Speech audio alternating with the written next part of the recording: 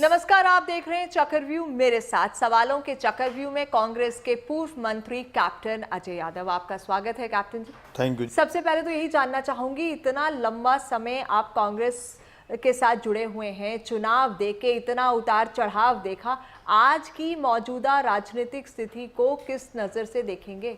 देखिए, ऐसा है कि मैं 25 साल लगातार विधायक रहा। हाँ। और मैं 89 में बना था और 6 चुनाव मैंने जीते हैं। और इस बार क्योंकि परिस्थितियाँ इस प्रकार की हो गई थी कि बीजेपी ने एक प्रकार से हमारे अग्रवाल से कहा कि राव इंद्रजीत मुख्यमंत्री बनेगा, उधर अपना जो धनखड़ साहब हैं उनके लिए बोल दिया, इधर कृष्णपाल गुर्जर के लिए बोल दिया और कैप्टन अभिमन्यु के लिए बोल दिया। तो इस प्रकार का स्थिति बन गई, कुछ मोदी का भी एक असर था। हाँ। और जिसकी वजह से मैं ये पहला चुनाव हारा हूँ मैं। और लोकतंत्र इसमें डेमोक्रेसी है, इसमें आपको अपनी हार को स्वीकार करना चाहिए। और मैं समझता हूँ कि जितना काम मैंने किया अपने इलाके में, चाहे वो इंदिरा गांधी यूनिवर्सिटी की बात हो, सैनिक स्कूल हो, पॉलिटेक्निक कॉलेज हो, और 2 गवर्नमेंट कॉलेज भी हमने खोले, और Gymkhana club, banquet hall, bypass, overhead bridges, काफ़ी हमने काम कराए। और लेकिन परिस्थितियाँ इस प्रकार की बन गई कि इस बार लोग परिवर्तन चाहते थे, क्योंकि या तो हो सकता है मुझे कई साल बनते हुए हो गया था, लोग कुछ चेंज लाना चाहते थे। इनकम्बेंसी भी था। एंड इनकम्बेंसी फैक्टर तो था ही, क्योंकि हमारे यहाँ जो लैंड एक्विजिशन का जो मामला था, उसकी वजह से लोगों में रोष था। जो बावल के अंदर जो गोलियाँ चलाई गई थी किसानों के ऊपर, भूमि अधिग्रहण के ऊपर लेके, उसको भी के लेकर भी रोष था। अच्छा, कांग्रेस के अंदरूनी हालात कितने जिम्मेदार रहे? नहीं, कांग्रेस के कोई अंदरूनी हालात की वजह से तो मैं नहीं हारा। मैं समझता हूँ कि कुछ, और हुड्डा साहब का इतना प्रभाव भी नहीं है मेरे क्षेत्र में कि भाई वो मेरे को हरा सकें या जिता सकें। मैं तो अगर जीतूंगा तो अपने दम पर जीतूंगा, हारूंगा तो अपने दम पर जीतूंगा। लेकिन फिर भी एक इमेज तो चली जाती है ना लोगों में कि इनफाइटिंग है, एक मत नहीं है, तो कहीं ना कहीं उनके 1-2 आदमी थे वो खिलाफ थे, उससे कोई फर्क नहीं पड़ा। उससे कोई फर्क पड़ने वाला नहीं था। और मैंने तो सत्ता में होते हुए हमने लैंड एक्विजिशन को अपोज किया कि लैंड एक्विजिशन पुराने एक्ट में नहीं होनी चाहिए। मेरे लड़के ने, जो चिरंजीव राव, जो प्रदेश का यूथ कांग्रेस का प्रेसिडेंट था, उसने भी इस मामले को लेकर विरोध किया था कि भाई जो है लैंड एक्विजिशन नए एक्ट के तहत होना चाहिए। और 6 महीने बाद लागू किया। और जो कमेटी बनाएगी जो हेर कर रही थी किसानों को बावल के अंदर, उस कमेटी में मुझे नहीं रखा, उसमें रणदीप सुरजेवाला, अनीता यादव और नरेंद्र को रखा। तो और फाइनेंस मिनिस्ट्री से मेरे को जो है उन्होंने ले लिया मेरा, ये कहा कि मैंने मोदी की बड़ाई कर दी।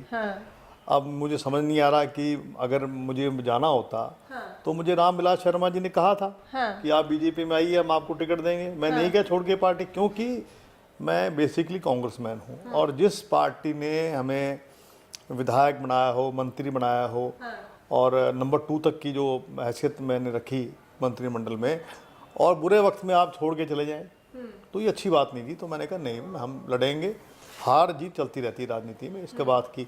और आज के दिन में तो मैं ये समझता हूँ कि लोग बाग भाजपा से बहुत नाराज है। लेकिन क्या आपको दुख है कि आपको रामविलास शर्मा ने कहा कि बीजेपी में आ जाइए? आज बीजेपी सत्ता में है, आप होते तो शायद कहीं मंत्री भी होते, अच्छे ओहदे पर होते। ऐसा था, आज कांग्रेस में है, पार्टी हार चुकी है। अगर मैंने मंत्री ही बनने का मुझे होता तो मैं चला जाता। लेकिन मैंने ऐसा नहीं किया। मुझे मालूम था कि इस बार पक्ष में नहीं है, लेकिन मुझे ये उम्मीद थी कि भाई हो सकता है कि मैं स्क्रैप थ्रू कर जाऊं, निकल जाऊं, क्योंकि मैंने कभी हार देखी नहीं थी। और हारने के बाद मैं समझता हूँ जिनके ज़्यादा काम किए वो छोड़ के पहले चले गए, जिन लोगों ने ज़्यादा काम किए। और मेरे हलके में 99% सारी गलियां पक्की हैं, और जितनी भी हमारी अप्रूव्ड कॉलोनीज़ हैं वो पक्की हैं।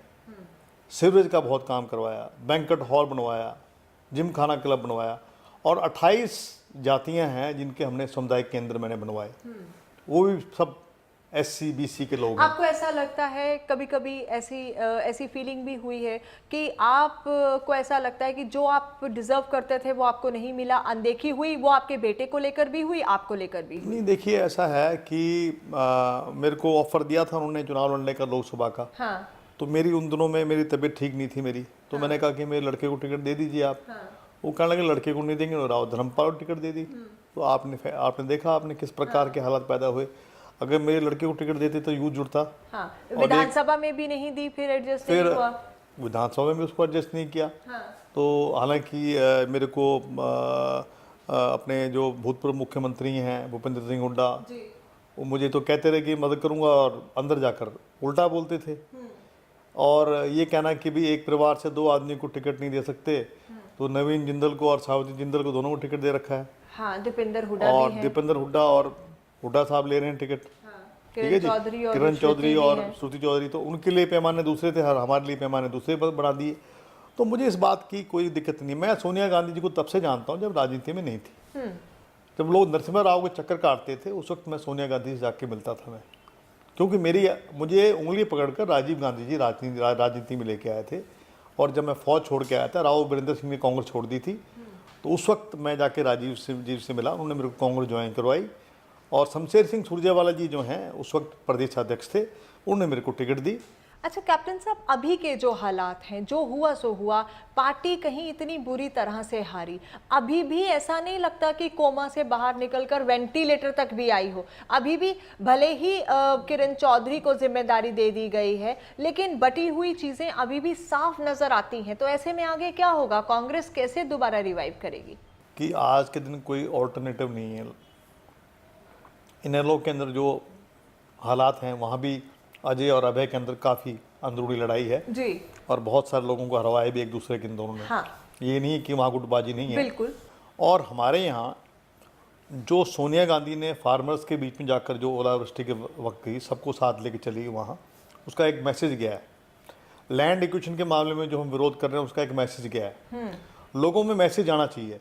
गुटबाजी तो 2005 में भी थी गुटबाजी, भजनलाल और लेकिन आप कह रहे हैं मैसेज गया है। सोनिया गांधी आई, साथ चले, मैसेज गया। उसके बाद अशोक तंवर आपके जो प्रदेश अध्यक्ष हैं वो कहते हैं कि अब मलाई खाने वालों की जगह नहीं है पार्टी में, कुछ लोग षड्यंत्र करके पार्टी को कमजोर कर रहे हैं। हुड्डा ने एक कार्यक्रम रखा किसानों की रैली को लेकर, तो कहते हैं कि वो एक निजी कार्यक्रम है। ये चीजें भी तो कहीं कुछ और संकेत देती हैं। आप पार्टी के वरिष्ठ नेता हैं। देखिए, मैं आपसे एक बात कहना चाहता हूँ। देखो, भूपेंद्र सिंह हुड्डा वरिष्ठ हमारे मुख्यमंत्री रहे 10 साल तक, और मैं समझता हूँ उनको पार्टी ने खूब मान सम्मान दिया। उनके लड़का आज MP है। और मैं समझता हूँ जो MLA हमारे चुन के गए 15 में से 10 MLA तो केवल 3 जिलों से हैं।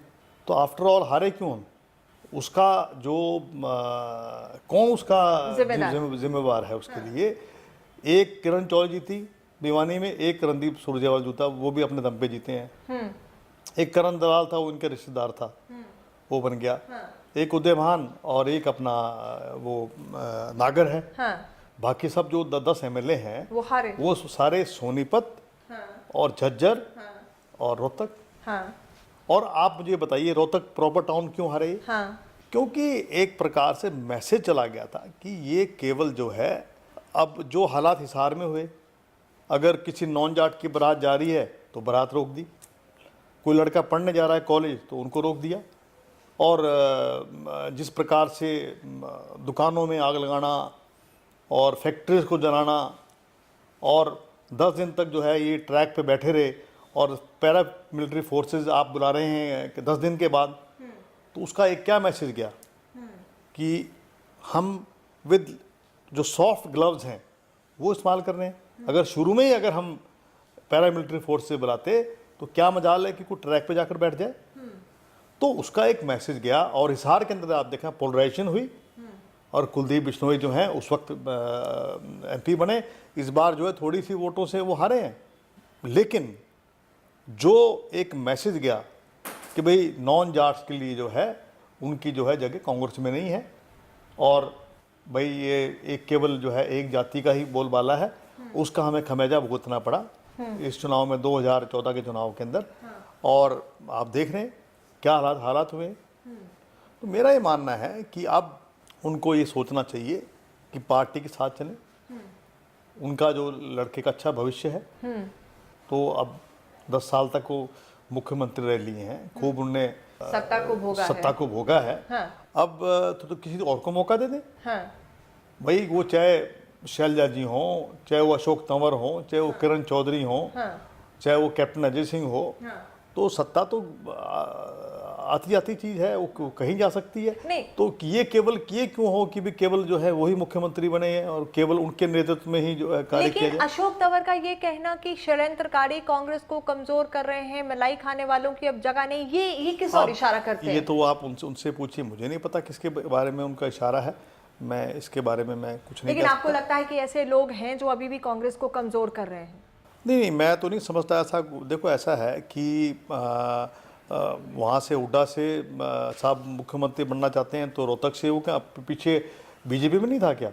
रामविलास शर्मा मुख्यमंत्री बनना चाहते थे, वो उनका अलग धड़ा था। नहीं, मैं आपकी बात बिल्कुल समझ गई, लेकिन ये जो सवाल उठाए अशोक तंवर ने, ये क्या संकेत करते हैं कि कौन मलाई खा रहा है, कौन षड्यंत्रकारी है जो आज भी कांग्रेस को कमजोर कर रहा है? इसका मतलब या तो वो सीधा पूर्व मुख्यमंत्री भूपेंद्र सिंह हुड्डा पर निशाना साध रहे हैं। उसका जवाब तो वो देंगे, मैं तो उसके बारे में क्या कह सकता हूँ। आप वरिष्ठ नेता हैं, आप समझते हैं कांग्रेस को अंदर से कि देखिए कांग्रेस का रिवाइवल यानी आप सभी का रिवाइवल उसी के साथ है, जब आप कहते हैं कि मैं पार्टी वर्कर हूँ। देखिए, ऐसा है, मैं आपको एक बात आज बता देता हूँ, भारतीय जनता पार्टी, किसान नाराज हैं इनसे, हाँ।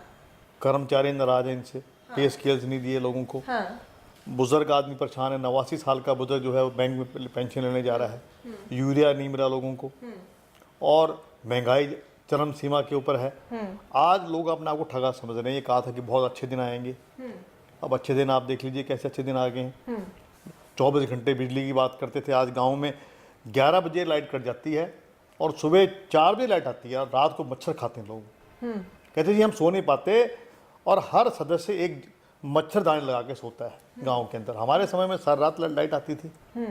ऑल्टरनेटिव जो है वो कांग्रेस है, चाहे वो अशोक तंवर के नेतृत्व में चुनाव हो, चाहे वो भूपेंद्र हुड्डा के नेतृत्व में चुनाव हो, या मेरे नेतृत्व में चुनाव हो, या किसी के नेतृत्व में चुनाव हो, ऑल्टरनेटिव कांग्रेस के अलावा लोगों के पास कोई नहीं है। यकीनन, चलिए मान लिया कि अगर ऑल्टरनेटिव है तो वो कांग्रेस है, लेकिन कांग्रेस में भी ऐसी कौन सी शख्सियत अब नजर आ रही है जो लीड करेगी कांग्रेस को, जिसके कंधों पर जिम्मेदारी आएगी? आपको लगता है कि किरण चौधरी कांग्रेस को एकजुट कर पा रही हैं? अभी ऐसा नहीं लग रहा। आपको लग रहा है अशोक तंवर बतौर प्रदेश अध्यक्ष इसको निकाल पाए हैं भंवर से? ऐसा भी नहीं लग रहा है।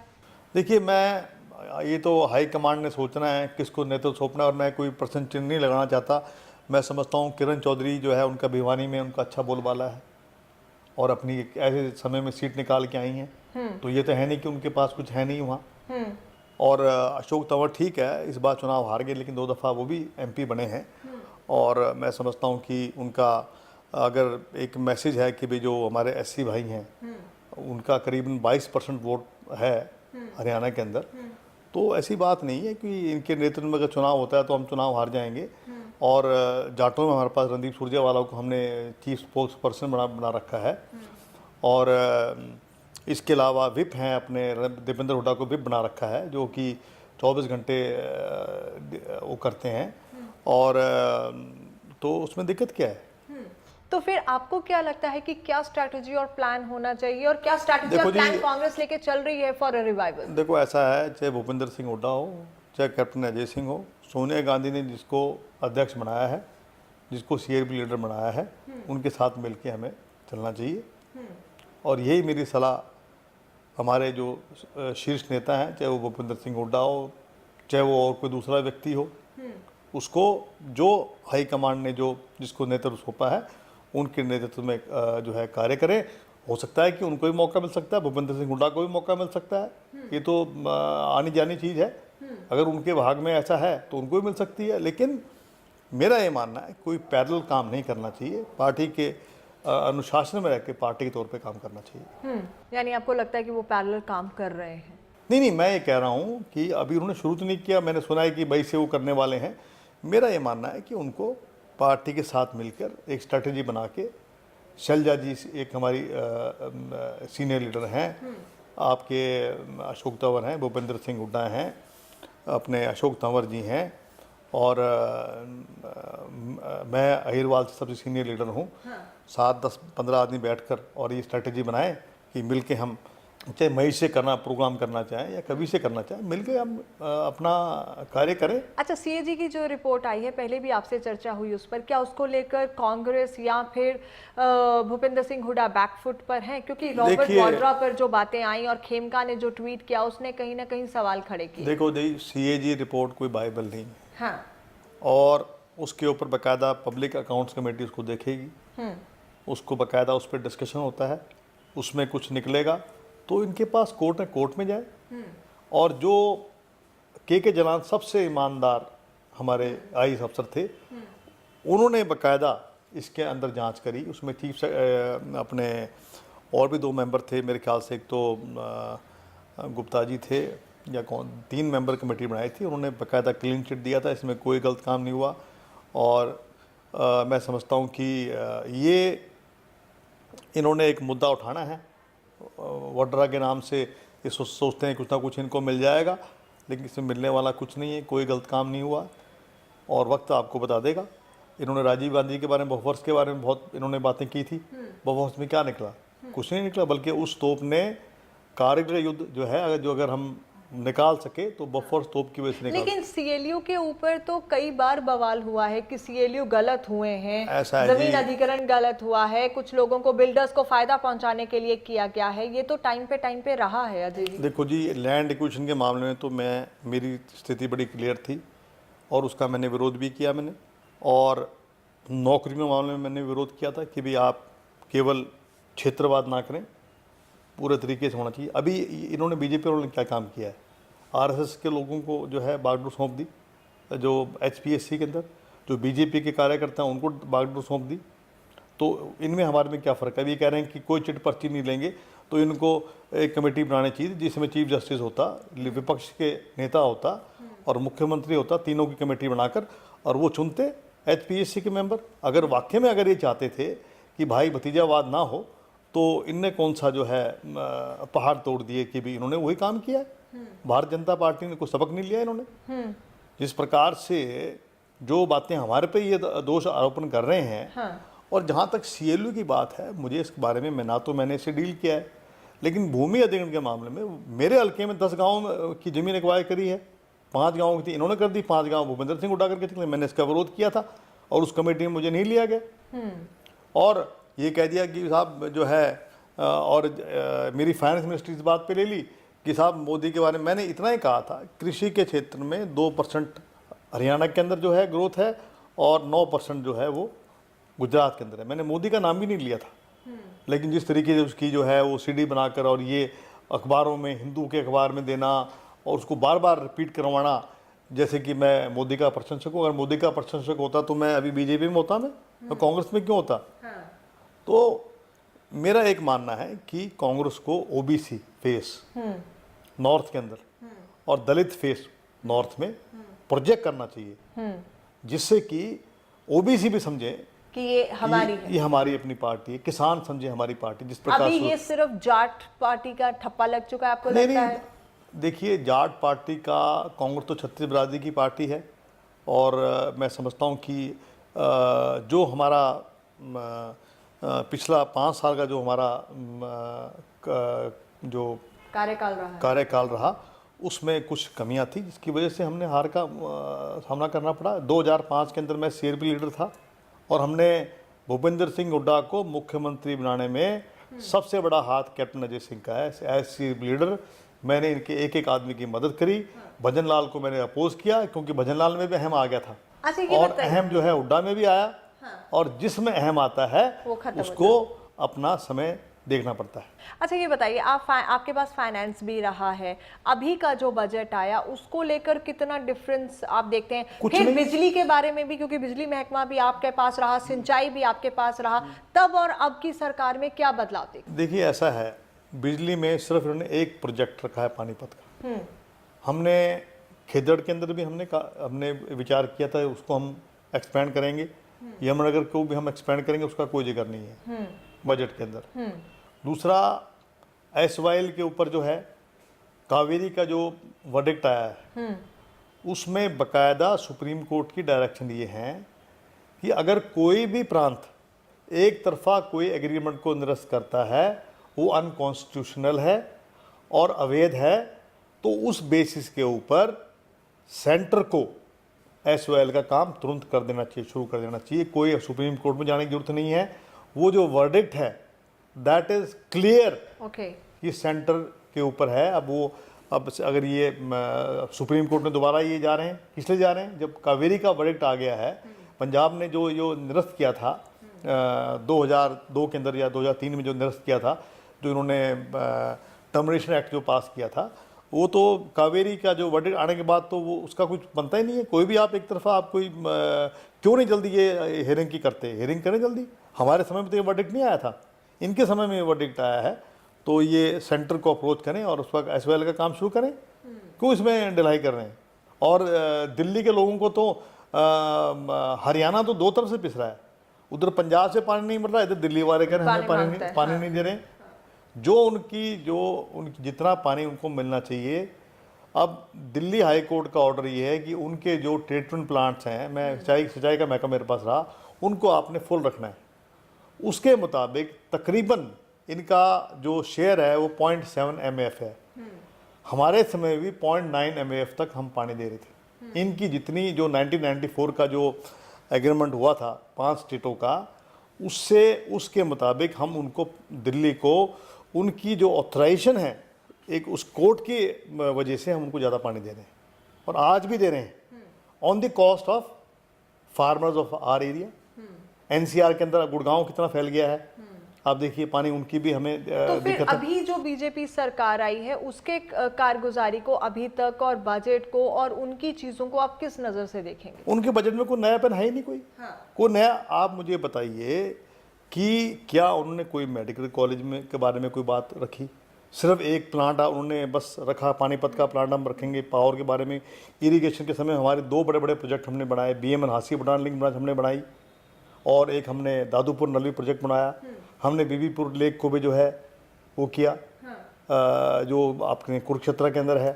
मेवात में जो आपकी एक झील है उसको हमने विकसित किया, और आपकी उसके अलावा इन्होंने कोई नया प्रोजेक्ट, कोई इरिगेशन के बारे में बात नहीं करी कोई।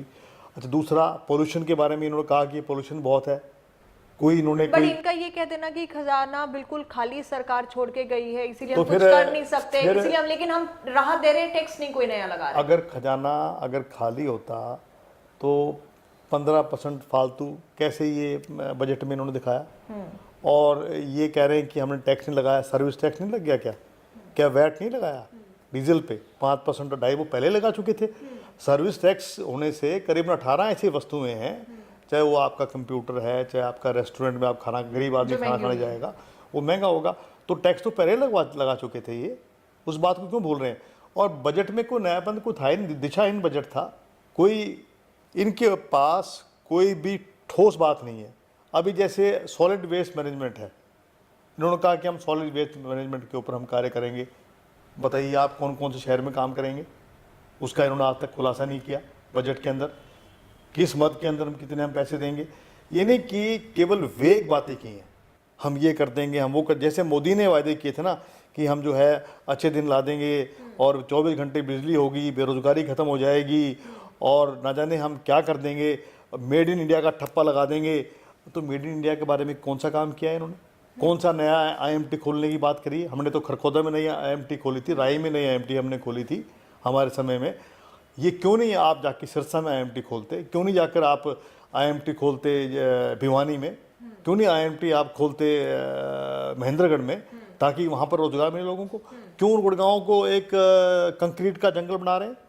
अब गुड़गांव से हमने इनसे कहा हमारा पीछे छोड़ दो। गुड़गांव में हमें और भी इंडस्ट्रीज नहीं चाहिए, हमें और सेक्टर्स नहीं चाहिए। आप बनाएं, आप भिवानी में बनाएं, पर ये काम तो पहले कांग्रेस सरकार तो उसका मैंने रख के हमने एज मिनिस्टर मैंने अपोज किया था कि कंक्रीट जंगल्स ना बनाए जाएं। फरीदाबाद में बहुत फैल गया फरीदाबाद। अब और इलाकों में अर्बनाइजेशन कीजिए। आफ्टर ऑल आपको और फिर देखिए हमारे लैंड एक्विजिशन जो एक्ट है, अभी दोबारा ऑर्डिनेंस लेके आ रहे हैं। 70-80% किसान की सहमति अब जरूरी नहीं है, उपजाऊ जमीन को ये एक्वायर कर सकते हैं। इन्होंने तो यहाँ तक कर दिया था कि कोर्ट में आप नहीं जा सकते हो, तो अब इन्होंने संशोधन किया है। तो सबसे जो बुरी बात यह है कि इन्होंने केवल पूंजीपतियों को के बारे में सोचा है। कॉर्पोरेट टैक्स 30% से 25% कर दिया। कितने करोड़ों का पैसा होगा, उसका 1% भी अगर ये किसानों को दे दें तो आपका, और 2 उसमें 1 रैंक 1 पेंशन आपके एक्स सर्विसमैन को मिल जाएगी और किसानों को ऐसा नहीं होता बोनस मिल जाएगा। यादव, जब हम सत्ता में होते हैं हम वही सब करते हैं, जब हम विपक्ष में होते हैं तब हम उन्हीं पर सवाल उठाते हैं। हमने तो कॉर्पोरेट टैक्स 5% कम नहीं किया। कम करने वाले कौन है, किसको फायदा पहुंचा है? अडानी, अंबानी, रिलायंस को पहुंचा है। 5% आप कॉर्पोरेट टैक्स काम कर रहे हैं, ये कितने हजार करोड़ रुपए हैं। और ब्लैक मनी के बारे में कह रहे थे कि हर व्यक्ति के खाते में 15 लाख रुपए आ जाएंगे, तो आपके खाते में तो 15 लाख आ गए होंगे। तो किस प्रकार से इन लोगों को झूठ बोलकर इन लोगों ने जो है लोगों को गुमराह किया। अच्छा, अगर मैं इन वेरी शॉर्ट, अगर एक ही लाइन में अगर आपसे जानना चाहूँ तो अभी तक की हरियाणा बीजेपी सरकार के कामकाज को किस तरह से आप कहेंगे एक लाइन में? बीजेपी ने मेरे हल्के में एक भी नया प्रोजेक्ट आज तक लेके नहीं आए। 10 महीने सरकार होगी केंद्र में और 6 महीने मार्च आ गया। अक्टूबर में चुनाव हुए थे, अक्टूबर, नवंबर, दिसंबर, जनवरी, फरवरी, मार्च, 6 महीने में एक भी नया प्रोजेक्ट ना तो अनाउंस हुआ है और ना ही उसके ऊपर कोई बात हुई है। तो मैं तो अपना इलाका देख रहा हूँ, बाकी इलाके में मुझे पता नहीं। जो करनाल के अंदर जो मेडिकल कॉलेज था वो हमारी देन है। तो यानी आपके पैमाने के हिसाब से अभी तक सरकार सुस्ती से चल रही है। अभी तो कुंभकर्ण की नींद में सो रही है। ओके, इनको जगाने की जरूरत है। चाहे वो, अब मुआवजा देख लीजिए आप, 10,000 मुआवजा हमारी सरकार ने रखा था, इन्होंने उतना ही मुआवजा रखा है आज। अब इन्हें जगाएगा कौन?